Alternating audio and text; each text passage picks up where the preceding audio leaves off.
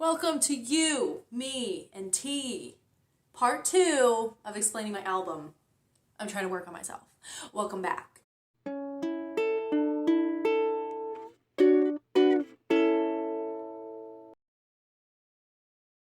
By demand, y'all wanted to see the second part of this video. / some of you just wanted to see like certain explanations of songs that I didn't cover in the first video. So I was like, why not just do tracks 6 through 10 anyway? So that's what I'm doing. And if you're like, what is going on right now? What is this video about? Part 2 of what? Link in the description of part 1. So you're not gonna be lost or anything if you watch that first. So we have to chat about tracks 6 through 10 of my album. Link down below also if you haven't listened to the whole thing, or if you want to listen to it again to refresh yourself or whatever. I'm going to be talking about those tracks. And that's the tea. I hope all of you are staying warm. If it's wintry cold where you are, if it's not, hope you're staying cool. The tea today isn't a Twin Cities mug. It is Earl Grey in like this little David's tea bag that's like, you put your loose leaves in there and you seal it up and you put it in the tea. And then I put some heavy cream in there because Earl Grey goes really well with like cream or milk, I think. And I keep the tea bag in there because it's not a crime. Sometimes it does feel like one, especially when I put cream in there and now the bag's all like creamy, tea leafy, nasty. Let me just point out some obvious changes already. The green out of my hair is pretty much almost gone. You can see it in some light, barely. Temporary dye, that's really the answer to that question. And different background. I did move out of my old room, so I'm in a new place now. And I put this guitar here for literally no other reason than just to fill up the space. So if you think I'm gonna play, you're completely right. Just kidding. Another obvious change that I thought I should mention is that the lighting is way better because there's a ring light that I'm borrowing from my friend Shelby and it's different. Just as a recap, I did record this album for the past year. It was from August of 2020 to August of 2021 pretty much. So it was like a full year and it was a really great experience. I worked with Nick Batten, who was my producer / sound engineer. The album was mixed and mastered by Daniel Cizadny, who is a very talented mixer masterer. I'll put all their info down below if you want to check them out, if you want to stalk them online, or if you want to contact them for your own musical projects, or if you have friends who need people to help them with their musical projects, reach out to them. So we're going to start off, I already described tracks 1 through 5, so we're going to start with Foggy Brain. And what better way to start off part 2 than to talk about depression, because that's what this song is about. It is about depression. I can barely see with all this fog in the way, foggy brain. I don't know if any of you guys suffer from that, or I don't even want to use the word suffer. I like to use the word coexist with. If anyone coexists with depression. I am not technically officially diagnosed with it, but I have been known to go through some cute little depression spells. That's just how I was built. So Foggy Brain is about that. The idea of a brain being foggy makes a lot of sense to me to describe depression. I wrote it at kind of a rough point. It was around the fall of 2020. I was living in my parents' basement. I was working a job that was like 66 hours a week. It was a sales job that I just picked up because I couldn't find any other job. I had been job hunting for 6 months and it was a very rough time for me. We'll just say that. Not the best mental space. So I decided to write this song during one of my many guitar playing sessions in the basement.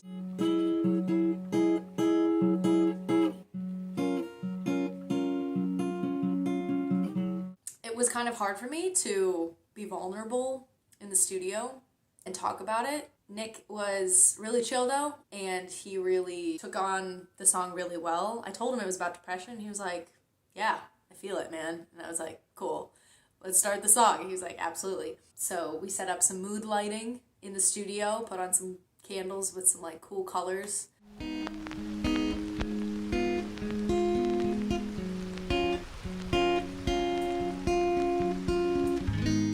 Dim the lights, and then I just sang it. And then we decided later we wanted to add some rain sounds, so we found audio of rain falling. We wanted to add also like a record scratching sound to keep a very old-timey, stripped down acoustic sound to this song. I suppose it's self-sabotage. I just can't seem to carry on. Are you getting delay in there? Check. Yeah. Oh, yeah. I think every album of a certain length, like 10 tracks or whatever, tends to have like a dip in the middle. Albums tend to be like, start off strong with track 1 and 2, cool sound, upbeat, and then as you kind of go down the track list, it goes kind of like into a dip where it gets like slower songs or sad or more like stripped down. So that's why I put Sad Boy Hours as track number 5, and I put Foggy Brain as track number 6 because they're in the dip. And then you kind of bring it back up towards the end of the album. So I definitely wanted Foggy Brain in there as a juxtaposition to the more upbeat songs that were in the rest of the album. Nick added some of the guitar parts.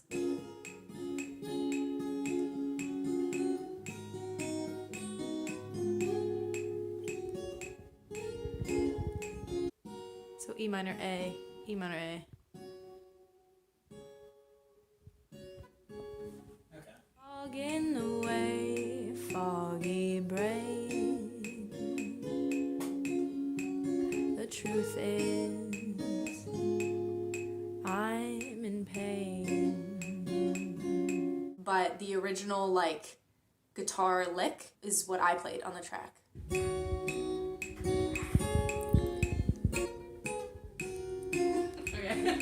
Track number 7 is a little hum thing. Besides People Pleaser, this song was the last song that I added to the album.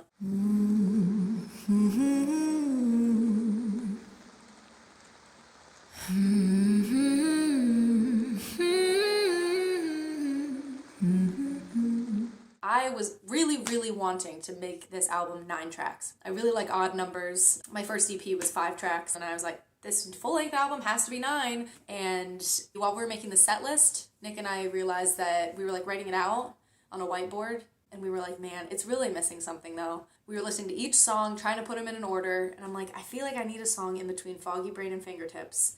Because Foggy Brain is like so low-key and so Sad Boy Hours, pun not intended. It's so sad boy vibes, and then all of a sudden Fingertips is like upbeat again, and we needed something in there to like transition. And I was like, man, I don't know what I want to put here. Should I write an entire new song? Should I just pick an old song out of my notebook and just like throw it in there? And then I decided I just wanted to hum something and kind of connect the two melodies of Foggy Brain and Fingertips as a nice transition, which if you're a music nerd, maybe you noticed that. And I wanted to make it seem as though I was just like humming to myself. I went up to the mic and I just like hummed a bunch of stuff. I think we took a couple tracks of that, just me humming whatever, until something really stuck. And then the little thing at the end where I go, I like that. As part of that take, I was like, I like that one, that's a good one. And we just kept that, me saying that, we kept that in there.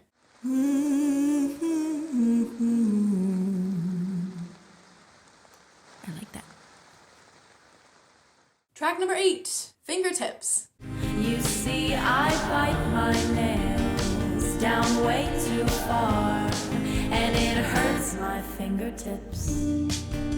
Fingertips is about being hard on yourself, which is something I love doing. I don't know if anyone else loves being hard on themselves, but it's just something that I just do as like a cute little hobby. It just keep me on my toes and make me miserable most of the time. As inspiration, I decided to write a song about it and make it more light and fun.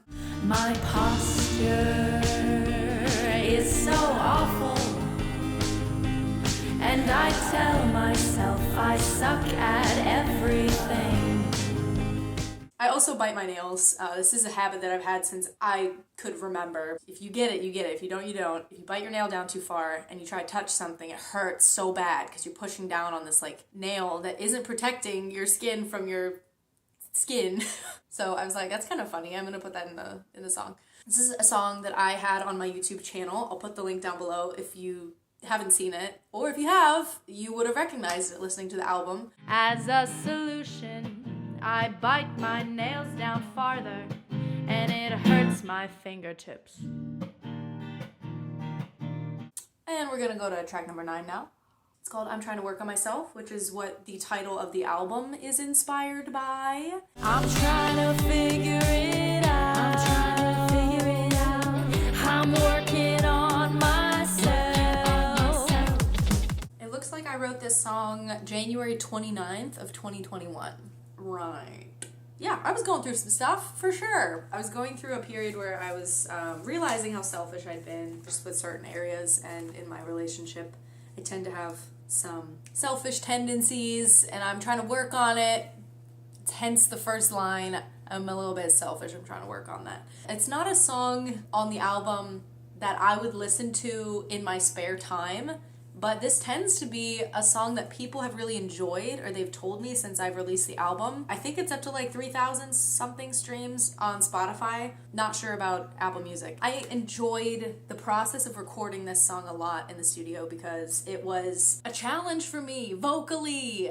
You hear a lot of like and in this song. It's more angry. You must be so damn tired of asking me what's wrong. Well, I got this thing about me, I don't know where it comes from. This song was really fun to record because I had to channel some like, while I was up at the mic. It was Nick's idea to throw in sound effects in between the lines. So you hear me sometimes insert like a, huh, or like a, yeah, or a, okay, sassy. And this song is obviously about working on yourself. That's the theme of a lot of songs in this album. I'm hard on myself. I'm trying to work on that. Yeah, I've had trouble adjusting since I've been back. Last song on the album is called Half as Much. But hey, if you stay, just distract me for today, and one day I won't care half as much. Let's find out when we wrote this one, shall we? Half as Much was written March 22nd, 2021. I was freshly out of my most recent relationship. We took a break, but at the time it was definitely a breakup. At the time I was like, I guess I'm gonna download Bumble and we're gonna see how that happens, what that is all about. I'd never downloaded a dating app before, but I thought I would try it. I don't know if y'all have ever been through a breakup before, but it's hard whenever you put a lot of time and energy into somebody and then you break up. I've been through a lot of them, so like it's a classic process I love being part of. Just kidding. One of the weirdest parts of it is not knowing what to put your energy into anymore because you spend all this time putting energy into the other person and into the relationship, and then after you break up you're like, what did I do with my time and what did I do with my energy before? This song is kind of about that. It's kind of about getting to know somebody new, but also not being over the person that I got out of a relationship with. The audio that happens kind of towards the end of the song where it's like me saying like, hey, thanks for reaching out. There were bits and pieces of that came from an audio that I actually sent my friend Janine during that time. It was in March of last year. And I was telling her about the breakup and how hard it had been. I had to like cut and paste some of it. I had to snip some parts out. I had to punch in certain new parts, like mentioning Bumble. I didn't really say that in the original audio. Also just mentioning little things. It all glued together. I think it turned out pretty well, and it sounds like a real audio, so that's cool. Hey, thanks for reaching out. This has been hard, this breakup, and I've just been really trying to, like, stay afloat. But hi, Janine, if you're watching this. Thanks for being there for me during my breakup. Fun. A fun fact about this song, music-wise, is that I wanted it to sound like a 60s song. So the beginning of it, the inspiration for the drum that goes do do do do do do is straight up from Good Morning Baltimore from Hairspray. Welcome to the 60s, baby.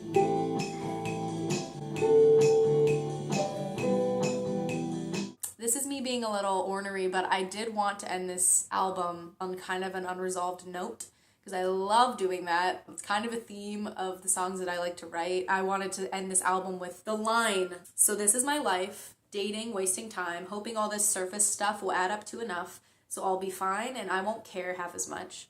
I'll be whole and one day that will be enough. But like it doesn't say like I will be whole one day. I will feel better after this. I will find meaning in life again without this person, without this relationship. But I don't say that. I just say, hopefully it'll happen. We'll see. Because that's exactly how I felt when I wrote this song. I was like, I don't know if I'm gonna ever get over it or get over him. I don't know if I'm ever gonna stop missing him. So I ended the song like that. And I ended the whole album like that because I wanted just a little piece of like unsureness. I also think that if I had ended it on a positive note, it would have just been spoon feeding. And sometimes life isn't like that, okay? Sometimes life is not happily ever after. Sometimes it's like, we're gonna find out if we're gonna be happily ever after, but we don't know yet. So that's the whole thing. That's the album there. Thank you so much for listening to it. I really appreciate all your guys' support, especially after my hiatus. An interesting thing I've noticed, it's just fun for me as an artist, is to see which songs people like a lot, what songs friends and family, and some of you have commented on videos and sent me in my direct messages, which songs you like the most. It seems like People Pleaser is the #1 song that people like, besides Eastern Standard Time, because that was a single before the album, which people like that as well. But People Pleaser is really a top contender, and I think it's funny because it pleases people. Just as a disclaimer, if you found a different meaning in my songs than what I've explained in this video and part 1, that's totally fine. Whatever you get out of it is correct and is true for you, so that's cool, and I'm not offended at all. I'd like to see in the comments what you interpreted each song as, or your favorite song from the album. I hope these songs inspired you or made you feel things, or maybe it just got you from point A to point B, driving to work or driving to the grocery store. If it kept you entertained, that's cool. I'm glad to at least have impacted your life in some way. That's all I want my art to do. Cheers. Thanks so much for watching my content, and I hope you're having a good day. Hope you're enjoying your tea or coffee or whatever you're drinking. The end. Bye.